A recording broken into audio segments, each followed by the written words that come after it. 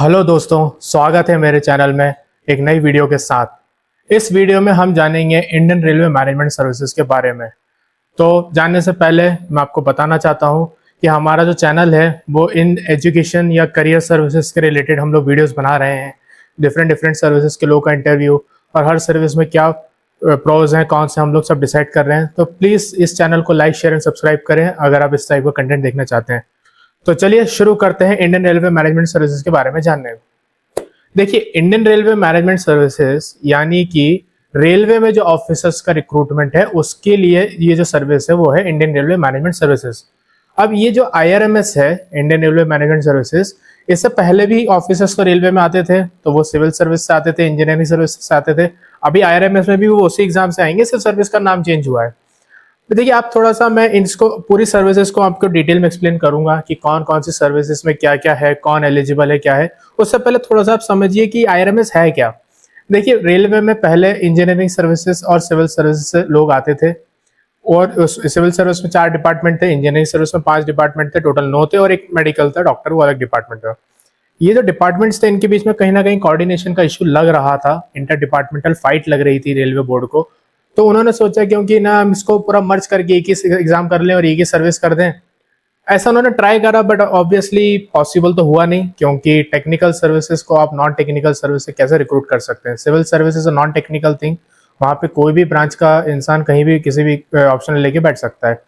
लेकिन engineering service में तो टेक्निकल कंपलसरी है, उसकी एलिजिबिलिटी ही टेक्निकल है कि आपका मैकेनिकल इंजीनियरिंग का बैकग्राउंड है, तभी आप मैकेनिकल सर्विस में आ सकते हैं। अब ये देखते हुए IRMS का डिसीजन जो लिया गया था अलग एग्जाम कराने का, वो तो वापस ले लिया गया, लेकिन IRMS सर्विस को बंद नहीं करा। IRMS सर्विस तो अभी भी है, बस रिक्रूटमेंट पहले जैसा ही है। तो रिक्रूटमेंट पहले जैसा ही है, आपको अभी इनिशियल स्टेज में IRMS के बारे में ज्यादा सोचने की जरूरत नहीं है। आपको सिर्फ ये सोचना है कि 2 एग्जाम है, इंजीनियरिंग सर्विस और सिविल सर्विस। अब मैं उसकी डिटेल्स आपको बताता हूँ कि वो कैसे कैसे क्या क्या सर्विस है, कौन कौन लोग एलिजिबल होंगे उसमें। तो ये जो सर्विस है IRMS, और इसका IRMS का फिर चेंज क्या आएगा वो मैं आपको बताता हूँ। तो पहले आप इन सर्विसेज को समझिए। तो जैसे आप मेरे सामने देख सकते हैं, ये है IRMS। अब देखिए, IRMS का सबसे पहले तो रिक्रूटमेंट समझ लीजिए। देखिए, IRMS का रिक्रूटमेंट सिर्फ 2 ही सर्विस से है, या तो सिविल सर्विसेज एग्जामिनेशन या फिर इंजीनियरिंग सर्विसेज एग्जामिनेशन। 2 ही तरीके से आप रेलवे में ऑफिसर बन सकते हैं, ग्रुप ए गैजेटेड ऑफिसर। इसके अलावा तो एक और तरीका है, अगर आप डॉक्टर हैं तो फिर कंबाइंड मेडिकल सर्विस से जो CMS का एग्जाम होता है उससे आप बन सकते हैं। अब ये जो सिविल सर्विस और इंजीनियरिंग सर्विस एग्जामिनेशन हैं, इसमें देखिए सबसे पहला है सिविल सर्विस एग्जामिनेशन, यानी UPSC CSE, जिससे आप IAS IPS IRS IFS और ये आपका 4 सर्विस भी आएंगी। तो ये जो सिविल सर्विस का एग्जामिनेशन है, इसमें देखिए आप 4 सर्विस मैंने लिखी है: Indian railway traffic, accounts, personal and RPF यानी इंडियन रेलवे प्रोटेक्शन फोर्स। ये जो 4 सर्विस है ये अभी भी सिविल सर्विस से आएंगी, लेकिन जो ऊपर की 3 सर्विस हैं, Indian railway traffic, Indian railway accounts, Indian railway personal, ये IRMS कहलाएंगे अब से। तो IRMS कहलाएंगे तो उनका नाम चेंज हो जाएगा। देखिए, IRMS traffic, IRMS accounts, IRMS personal, and ये जो इंडियन रेलवे प्रोटेक्शन फोर्स है ये IRMS में नहीं काउंट होगी। आप इसमें नोट कर लीजिए, IRMS में सिर्फ ऊपर की ही 3 सर्विस काउंट होंगी: IRMS traffic, IRMS accounts, IRMS personal. RPF को अलग रखा गया IRMS के ब्रैकेट से। क्यों रखा गया है उसका रीजन मैं आपको बताता हूं। पहले इंजीनियरिंग सर्विस को भी एक बार देख लेते हैं। तो Indian railway service of stores, पहला जो कि स्टोर सर्विस होती है। स्टोर सर्विस में हर ब्रांच के लोग आ सकते हैं, मैकेनिकल, सिविल, इलेक्ट्रिकल और सिग्नल।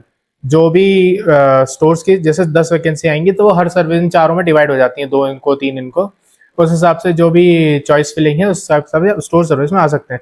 तो स्टोर सर्विसेज मल्टी टेक्निकल, मतलब कोई भी टेक्निकल सर्विस वाला स्टोर सर्विस में आ सकता है। नेक्स्ट है Indian railway service for engineers. Engineers मतलब सिविल इंजीनियर्स, यहाँ पे मतलब है सिविल बैकग्राउंड से। तो जो भी सिविल इंजीनियरिंग बैकग्राउंड से लोग हैं वो इस सर्विस में आएंगे, Indian railway service for engineer. काम क्या होता है? ट्रैक, बिल्डिंग्स, ये सब जो सिविल इंजीनियर का नॉर्मली काम होता है रेलवे में, वही सेम काम रहेगा आपका। नेक्स्ट है mechanical service, Indian railway service for mechanical engineers. अब मैकेनिकल इंजीनियर्स यानी जो भी मैकेनिकल इंजीनियर्स है वो इसमें एलिजिबल हैं, और जो भी मैकेनिकल बैकग्राउंड से आप ऑप्शनल लेंगे, जो ES में जो आप देते हैं मेंस मैकेनिकल से, तो आप इस सर्विस में आ जाएंगे। Same signal engineers, same electrical engineers, आपका बैकग्राउंड सिग्नल एंड टेलीकम्युनिकेशन में होना चाहिए और इलेक्ट्रिकल में होना चाहिए फॉर इन एग्जाम्स के लिए अप्लाई करने के लिए। अब देखिए, इनका नाम भी चेंज हो जाएगा क्योंकि IRMS आ गया। ये 5 IRMS में इंक्लूड होंगी, इसमें कोई एक्सेप्शन नहीं है। तो IRMS स्टोर्स, IRMS इंजीनियर्स, मतलब उसमें शायद इंजीनियरिंग आएगा, इंजीनियरिंग नाम आएगा उसका, IRMS engineering, IRMS mechanical, IRMS signal, IRMS electrical. तो ये आपकी 5 सर्विस जो है वो IRMS में चले जाएंगी। तो 3 सर्विस सिविल सर्विस से और 5 सर्विस टेक्निकल से, टोटल 8 सर्विस का जो कॉम्बिनेशन है वो IRMS कहलाएगा। RPF को अलग क्यों रखा है और IRMS का कॉन्सेप्ट क्या है, ये दोनों मैं एक साथ आपको समझा देता हूँ। देखिए, IRMS का कॉन्सेप्ट ये था कि जो इंटर डिपार्टमेंटल इश्यूज हैं वो सॉल्व किए जाएं, लेकिन प्रॉब्लम जैसे मैंने बताया टेक्निकल सर्विसेज का था। तो फिर ये डिसाइड करा गया, ठीक है टेक्निकल सर्विस तो हमको अपर लेवल पे तो चाहिए नहीं, हायर मैनेजमेंट में उतना ज्यादा जनरल एडमिनिस्ट्रेशन होता है अपर मैनेजमेंट में। तो हम एक काम करेंगे, IRMS रखते हैं जो ऊपर के प्रमोशंस में है, उसमें हम हर सर्विस को डिस्टिंग्विश काउंट करने की जगह हम बाद में उसको एक क्लब करके एक पिरामिड जैसे IRMS में काउंट करेंगे। तो अभी जो सीनियर लेवल पे प्रमोशंस होते हैं वो सारे डेजिग्नेटेड होते हैं एज IRMS। तो आप किसी भी सर्विस से आए हो, एक टाइम को वो आपको IRMS ही बोलते हैं। देखिए, बोलने की बात है, बाकी इसका एक्चुअल क्या है कुछ एकदम मतलब को सॉलिड तो कुछ है नहीं, लेकिन वो ऊपर लेवल के जो प्रमोशन है उसमें वो IRMS एक कंबाइंड सर्विस हो जाएगी और वो IRMS के नाम से ही आपके प्रमोशन पूरे रेलवे में काउंट होंगे एक लेवल के बाद। तो टोटल ये 8 सर्विस थी जो मैंने बताई आपको, 5 इधर से और 3 उधर सिविल सर्विस से, 5 इंजीनियरिंग सर्विस से, 3 सिविल सर्विस से। तो ये 8 सर्विस IRMS कहलाएंगी।